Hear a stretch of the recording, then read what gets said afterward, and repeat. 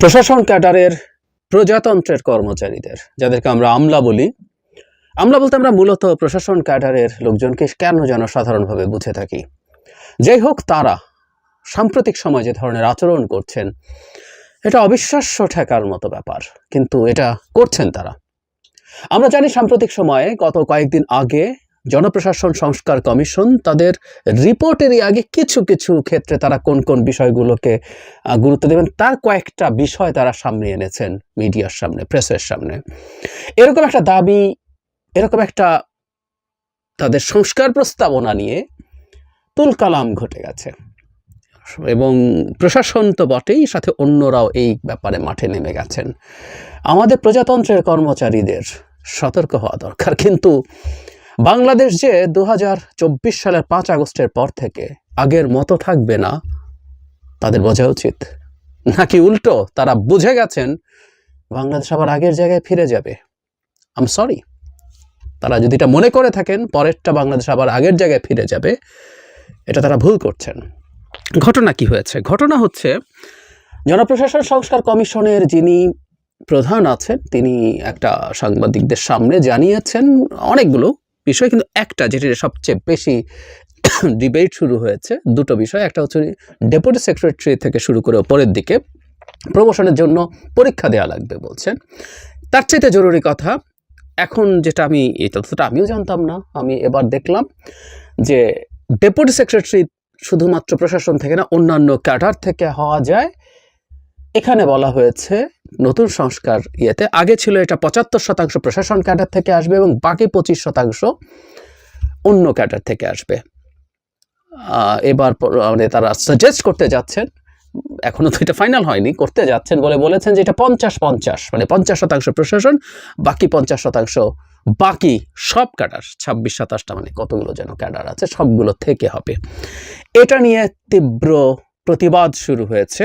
প্রথম বিবৃতি, পরবর্তীতে রীতিমতো রবিবার সচিবালয়ে সমাবেশ করেছেন প্রশাসন ক্যাডারের কর্মচারীরা। ওনাদেরকে কর্মকর্তা আমরা না বলি, কর্মকর্তা লিখছি আমরা পরবর্তীতে বিভিন্ন আইন এবং বহু জায়গায়, কিন্তু আমাদের কনস্টিটিউশনের সবাই কর্মচারী, আমরা প্রজাতন্ত্রের কর্মচারী এভাবে বলবো, এবং তারাও কর্মচারী। যাই হোক, ওই কর্মচারীরা নামলেন, যেটা তাদের চাকরি বিধির একেবারেই লঙ্ঘন।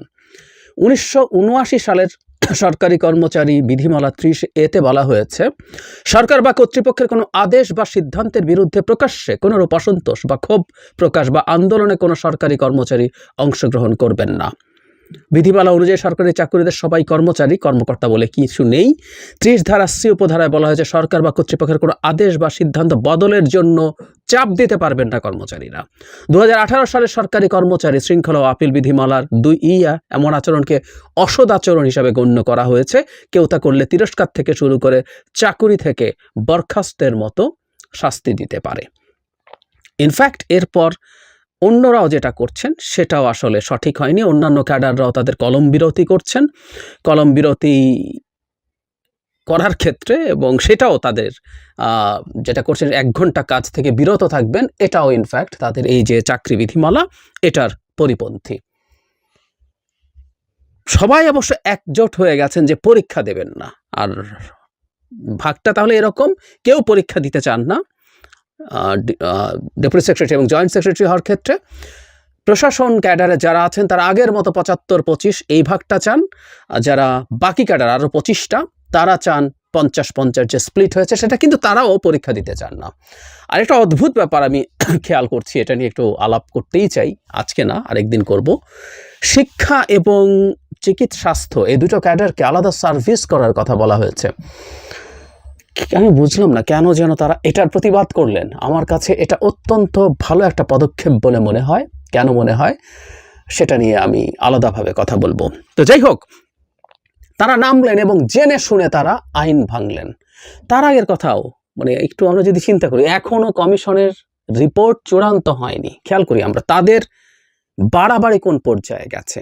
রিপোর্ট চূড়ান্ত হয়নি, চূড়ান্ত একটা রিপোর্ট যাবে, সেই রিপোর্ট প্রধান উপদেষ্টার কাছে যাবে এবং সেই রিপোর্টই শুরুতে ইমপ্লিমেন্ট করে দেওয়া হবে। প্রধান উপদেষ্টা এই কথা একবারও বলেননি, স্পষ্টভাবে উনি রিপিটেডলি বলেছেন এই রিপোর্ট নিয়ে বিভিন্ন রাজনৈতিক দল এবং স্টেক হোল্ডারদের সাথে কথা বলে তারা শেষ পর্যন্ত সিদ্ধান্ত নেবেন কতটুকু সংস্কার করবেন, আবার কতটুকু সংস্কার এখন হবে, কতটুকু সংস্কার পরে হবে, সেই জিনিসগুলো নির্ধারণ করবেন।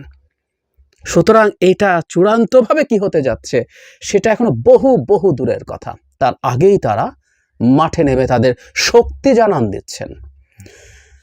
প্রশাসনের শক্তি আমরা দেখেছি, আসলে সত্যিই দেখেছি, এবং তাদেরও এগুলো স্মরণ করা দরকার। তাদের শক্তি, তাদের বল, শক্তি জুগিয়েছিল শেখ হাসিনাকে এই দেশটাকে ধ্বংস করে ক্ষমতা টিকিয়ে রাখার জন্য। আমরা ভুলি নাই, মাত্র 4 মাস গেছে, এখনই ভুলে যাওয়ার তো কোনো কারণ নাই। এবং তাদের সাহস এতটাই এখনো যে তারা প্রকাশ্যে এগুলোর বিরুদ্ধে দাঁড়িয়ে এরকম আচরণ করছে। এই স্টেপটা ভুল কি সঠিক একদম ভিন্ন আলোচনা, ওই আলোচনা ঢুকছি না। আমি মোটা দাগে এটাকে সঠিক মনে করি, যেটা দিয়ে মূল ডিবেটটা। কারণ বাংলাদেশে বিভিন্ন ক্ষেত্রে এই প্রশাসনের আমলারা নানা রকমভাবে ছড়ি ঘোরান, আমি ছড়ি ঘোরান শব্দটা জেনে শুনে বলছি, এবং বহু ক্ষেত্রেই যেটা আছে যে আমি জানি না এখানে এটা করা হচ্ছে কিনা, যে কোনোখানে তারা যাচ্ছেন, সচিব হয়ে পড়ছেন বা অন্য কোনো পদায় পদায়িত হচ্ছেন, এবং কোনো স্পেশালাইজেশন নাই, কিছু নাই, উনি সব কিছু পারেন, সব কিছু পারবেন। আই এম সরি, এটা হয় না। বরং এই আলাপ কেউ কেউ করছেন। আমাদের এই কমিশনে কি রিপোর্ট দিয়েছে জানি না, প্রত্যেকটা মন্ত্রণালয় যদি আলাদা আলাদা করে রিক্রুট হতো, সেই মানুষগুলো ওখানে কাজ করতে করতে তাদের এক ধরনের দক্ষতা তৈরি হতো। বা এমন আলাপও একসময় ছিল যে যেই কাডারে জয়েন করছেন তিনি সেই কাডারে যাবেন এবং সেটার সর্বোচ্চ পর্যায়ে গিয়ে পৌঁছে যাবেন, এবং সেখানেই তিনি তার চাকরি শেষ করবেন। এতে তার এক ধরনের দক্ষতা তৈরি হবে, যেটা ফিক্স থাকবে। কিন্তু না, প্রশাসন সব কিছু নিয়ে নিতে হবে, এই হচ্ছে তাদের মূল কথা, মোদ্দা কথা। এটা খুব বিভৎস চর্চা, এবং এই কাজটা আসলে অনেক বেশি ভালো হাওয়া পেয়েছিল শেখ হাসিনার সময়, কারণ তিনি অবৈধভাবে ক্ষমতায় থাকার জন্য এই প্রশাসন, পুলিশ এদেরকে ব্যবহার করেছেন। 2018 সালের 64 জেলায় 64 জন রিটার্নিং অফিসার ছিল, উপজেলাগুলোতে অ্যাসিস্ট্যান্ট রিটার্নিং অফিসার ছিল প্রায় 500। কোথায় আছেন তারা এখন? এই রাতের সিল তারা মারাননি, মারিয়েছেন, পুলিশও সাথে ছিল, তারাও ছিলেন। কোথায় তারা আছেন? দিব্যি চাকরি করে বেড়াচ্ছেন এবং রীতিমতো আন্দোলন করছেন, হুমকি ধামকি দিচ্ছেন সরকারকে। অবিশ্বাস্য লাগে না? কিন্তু এটাই ঘটছে এই মুহূর্তে। একটা কথা আমাদের মনে রাখা দরকার, খুব স্পষ্টভাবে মনে রাখা দরকার সবার। আমরা সংস্কারের কথা যখন বলছি, কতটুকু সংস্কার এখন হবে, কতটুকু পরে হবে, কিন্তু আমাদের দেশে সংস্কার লাগবে, এটা নিয়ে ডিবেট নাই। প্রত্যেকটা দল মনে করে, এমনকি কোনো দল ক্ষমতায় এসে যদি সংস্কার না করতে চায়, তার বিরুদ্ধেও জনমত তৈরির চেষ্টা আমরা সবাই করব, সিরিয়াসলি করব। রাজনৈতিক দল তো করবেই, আমরাও করব। সংস্কার ইজ আ পেইনফুল প্রসেস। প্রত্যেকটা সংস্কার কিছু কিছু মানুষকে ক্ষতিগ্রস্ত করে। সে স্ট্যাটাস কো যেটা আছে সেটাই যে বেনিফিট পাচ্ছিল সেটা থেকে, এটা সোজা সাপটা কথা। কোনো না কোনো ফর্মে করবে সংস্কার পেইনফুল হবে। এখন সেটার জন্য যারা ওই জায়গাটায় আছে তারা এই রকম আচরণ শুরু করবেন, এটা খুব বাড়াবাড়ি। আমি একটা স্মৃতি থেকে একটা কথা বলি, আপনাদের অনেকেরই মনে থাকবে। 11 সরকার আসার পর যখন বিচার বিভাগ পৃথক করতে সিদ্ধান্ত নিয়েছিলেন মাসদার হোসেন মামলার রায়, ওটা এখনো পুরো বাস্তবায়িত হয়নি, কিছু বাস্তবায়ন করা যখন শুরু হয়েছিল, তখন প্রশাসনের কর্মচারীরা রীতিমতো বিরাট সমাবেশ করে এটার বিরুদ্ধে জিহাদ ঘোষণা করতে চেয়েছিলেন। এবং সেই সময় বেশ পরিচিত একজন ম্যাজিস্ট্রেট রকনউদ্দৌলা, যিনি মোবাইল কোর্ট করে করে বেশ নামটাম কামিয়েছিলেন সে সময়, যেটাকে আমি একটা ডিজিজ মনে করি। প্রশাসনের কর্মকর্তা দিয়ে মোবাইল কোর্ট চালানোকে ডিজিজ মনে করি। এবং আরেকজন সারওয়ার আলম, দুজনকে নিয়ে আমি একটা কলামও লিখেছিলাম যে তারা রকস্টারের মতো জনপ্রিয়, এটা একটা ডিজিজের লক্ষণ আমাদের সোসাইটিতে। যাই হোক, সেই আলোচনায় যাচ্ছি না। তারা বিচারও করবেন, ওই বিচারের ক্ষমতা ধরে রাখার জন্য তারা বিরাট ফাইট করেছিলেন। আমাদের প্রশাসনের কর্মচারীরা যদি মনে করেন তার বিচার করার ন্যূনতম কোনো অধিকার নাই আছে, তারা যদি মনে করেন যে তারা যদি অধিকার আছে, তাহলে তারা অকাট মূর্খ, তারা স্টেট বোঝেন না। ওদের কাছে আমরা স্টেট চালাতে দিয়েছি। ওনারা কনস্টিটিউশন পড়েছেন, আর্টিকেল 22 পড়েছেন। এখনও মোবাইল কোর্টটা যেহেতু প্রশাসনের হাতে আছে, এটাকে অবৈধ করে রায় দেওয়া হয়েছিল 2017 সালে। কিন্তু আমরা খুব স্পষ্টভাবে বুঝতে পারি সরকার সেটার আপিল করে ওই আর শুনানি হয় না। এখনও প্রশাসনিক ম্যাজিস্ট্রেটরা মোবাইল কোর্ট চালান, বিচার করেন, প্রশাসক বিচার করছেন, এবং এটা ধরে রাখার জন্য তারা মরিয়া। বহু বহু জায়গায় এরকম আছে। আমাদের কমিশনগুলোতে প্রশাসনের কর্মকর্তা বসে আছে। কেন বসে থাকবে? আমাদের কোনো কমিশনে, এটা আমার ব্যক্তিগত মতামত, কোনো কমিশনে একজনও প্রশাসনের কর্মকর্তা থাকতে পারবে না। সাংবিধানিকগুলো তো বটে, স্ট্যাটুটরিগুলোতেও, এগুলো সংবিধিবদ্ধ কমিশন। দুদকে একজন প্রশাসনের কর্মকর্তা বসে থাকবেন, যে দুদকের কাজ হচ্ছে যাচাই বাছাই করা। এর মধ্যে বিরাট একটা অংশ হচ্ছে প্রশাসনের লোকজনের দুর্নীতি খুঁজে বের করা। একজন সচিব তো না বটে, আরো উপরের দিকে আরো বহু আছে। কেউ কেউ বলবেন ওখানে যথেষ্ট যোগ্যতা, মানে অতটুকু সিনিয়র কর্মকর্তা হয়ে ওঠে না। এর ভিতরে গল্প আমরা জানি, ওই তর্কে এখন ঢুকছি না। নির্বাচন কমিশন বিরাট একটা অংশ প্রশাসনের কর্মকর্তারা ঢুকে বসে থাকেন। কেন? এই নির্বাচন কমিশন পুরো স্বাধীন হওয়া উচিত তার এমপ্লয়ি থেকে সব কিছুর ভিত্তিতে, কিন্তু না, এগুলো তারা করবেন। এগুলো তারা কেন করেন আমরা আসলে জানি, আমরা বুঝি। এরকম বহু বহু জায়গায় পদ তারা সব কিছু তারা নিয়ে নেবেন, এই টেন্ডেন্সি আছে। সো আমাদের জনপ্রশাসনে একটা বড় সংস্কার প্রয়োজন। আমি জানি না আর কি কি সংস্কার তারা প্রস্তাব করছেন। এটুকু বলার পর একটা কথা একটু বলে রাখা জরুরি।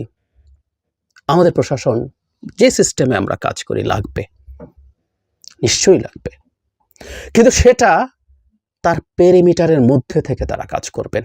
এটা হলো সবচেয়ে জরুরি কথা। শেখ হাসিনা তার অবৈধ ক্ষমতার জন্য বোতল থেকে জিন বের করে ফেলেছেন।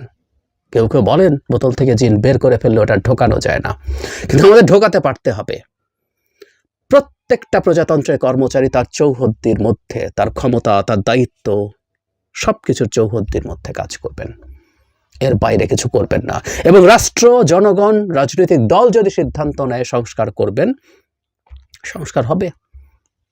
সংস্কার করেই কারো কারো যদি তাতে ক্ষমতা কমে, কারো যদি সক্ষমতা বাড়ে, এগুলোই সংস্কারের উদ্দেশ্য। সংস্কার পরিকল্পনা করেই করা হয় যে কিছু কিছু ক্ষেত্রে কারো অন্যায় বা ভুল ক্ষমতায়নকে থামানো, দমানো, সাথে অন্যদেরকে ক্ষমতায়িত করা কোনো না কোনো ফর্মে।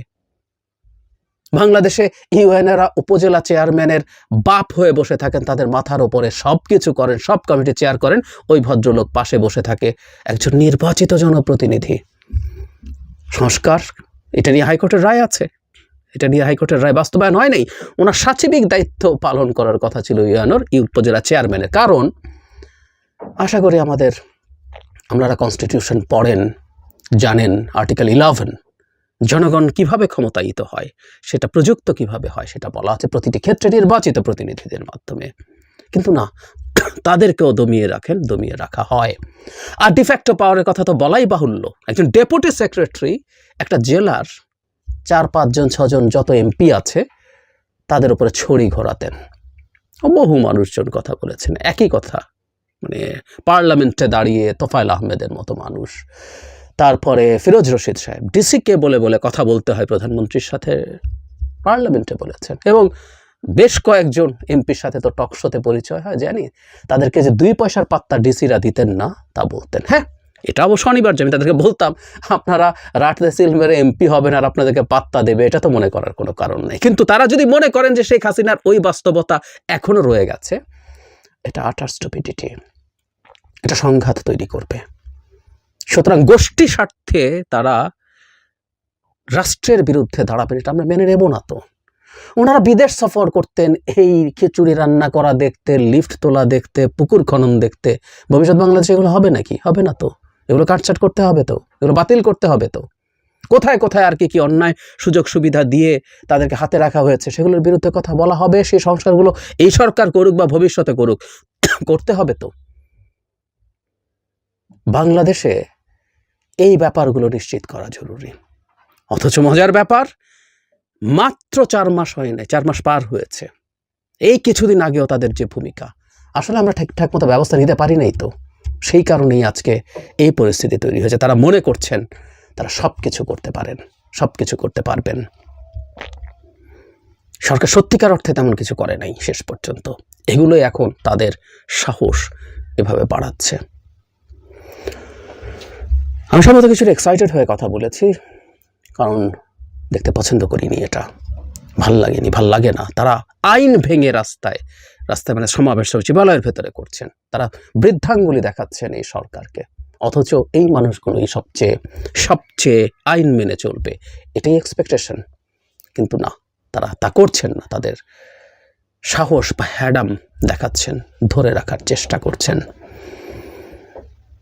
আমরা আশপাশে চারপাশে পরিবারের মধ্যেই প্রত্যেকের ওরা তার বন্ধুবান্ধব এইসব বিভিন্ন ক্যাডারে কাজ করা মানুষজন আছেন, তাদের প্রতিও কথা। সুতরাং এই না যে তারা আমাদের প্রতিপক্ষ হয়ে গেছেন, কিন্তু তারা যদি আমাদেরকে প্রতিপক্ষ বানিয়ে ফেলার চেষ্টা করেন, যেমন শেখ হাসিনার সময় বানিয়েছেন, এবং এখনও যদি সেই প্রবণতা থাকে, তাহলে আসলে প্রতিপক্ষ হিসেবে ট্রিট করেই কাজ করতে হবে, কথা বলতে হবে। এই মুহূর্তে অন্তত তাদের আচরণ প্রতিপক্ষের মতো, তাদের এটা করা উচিত এবং সরকারের উচিত কঠোর হওয়া এই ধরনের আচরণের ক্ষেত্রে।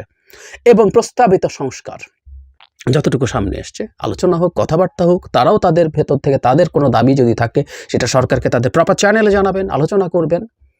কিন্তু চাকরি বিধি তাকে মানতে হবে, স্পষ্টভাবেই মানতে হবে। প্রশাসন ক্যাডার বাংলাদেশে অন্যায্যভাবে, অন্যায়ভাবে অনেক বেশি বেনিফিট দীর্ঘকাল নিয়ে এসছে। আমি অন্যায় বেনিফিটের কথা বলছি না, অ্যাপারেন্টলি ন্যায্য মানে লিগ্যাল যে বেনিফিটই তাদেরকে দেয়া হচ্ছিল, সেটা সিরিয়াস ডিসপ্যারিটি তৈরি করেছে। এটা সুরাহা হওয়া দরকার, এটা হতেই হবে।